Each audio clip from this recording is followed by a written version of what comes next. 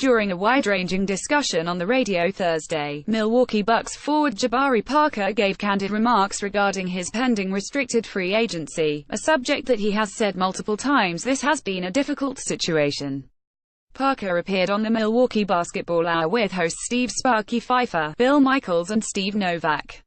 The show has been on weekly during the on AM 1250, FM-105.7. In October, Parker and the Bucks could not come to an agreement on a contract extension, making him a restricted free agent this summer. With that designation, the Bucks have the ability to continue negotiating with Parker while also holding the right to match any offered extended to him by another team. Below are excerpts from the radio show in which Parker shared his perspective on the situation and tried to clear things up publicly. Michaels, in your mind, are you still a Milwaukee Buck that is going to bring with Giannis Antetokounmpo a championship back to this city? Parker: I hope so. I always had aspirations. I'm pretty comfortable here, but at the end of the day it wasn't in my control and that's the unfortunate part. Pfeiffer: how do you look at it from a player perspective, Jabari, now that you're coming up on this situation and it's kind of played out already? Parker: the team has to be professional about it, right? They have to understand their strengths and weaknesses. As far as Milwaukee goes, it's not like a huge target for free agents and I was willing to take that into consideration because it's home to me. I turned it into home. When it comes to a player like myself, I wasn't desiring the max contract.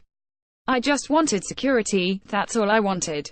But then I get an offer that was not what I wanted. It was not fair. Pfeiffer: ESPN reported months back that they offered you 3 years and $54 million, which is like $18 million a year. Parker: shoot, I wish. Now you know. Michaels: doing this tonight, does this help alleviate things, just PR-wise for you, because you probably take some grief from people that say, how do you turn it down? Parker: this is a more personable interview. I'm not a social media guy. I don't tweet. I don't bash people on Twitter. I'm not bitter when it comes to that. I'm old school. This is like a personal conversation I'm having and I'm being legit.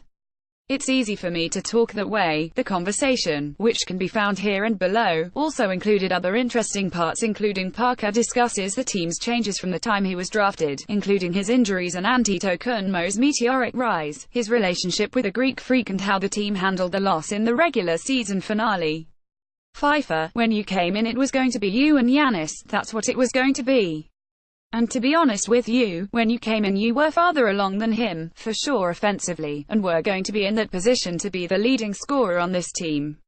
But because of the unfortunate situation, Parker's injuries and Antetokounmpo's unbelievable growth, he has become the guy on this team, obviously, and one of the top superstars in the league.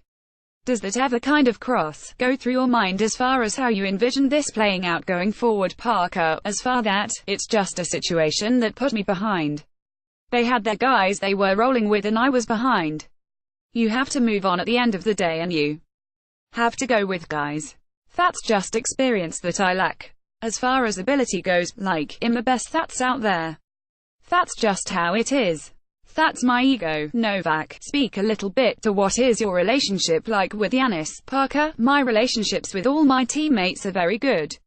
We all spend the same amount of time together. Me and Giannis, we have a relationship where after my second year, we stayed the whole summer and worked out in Milwaukee. We have a relationship when it comes to that. Michaels: was it like an ugly plane ride home last Wednesday night? Parker: honestly, I hope my teammates don't get mad at me, but after we lost we was in jokes, we was having a good time because we just put together something that was special. We just finished, everybody made it to the finish mark and we were just happy from that point. Then it made us a little more happy when we were watching the other games, seeing how other teams were playing. 7 is not the worst to be in, but we're not overlooking our opponent.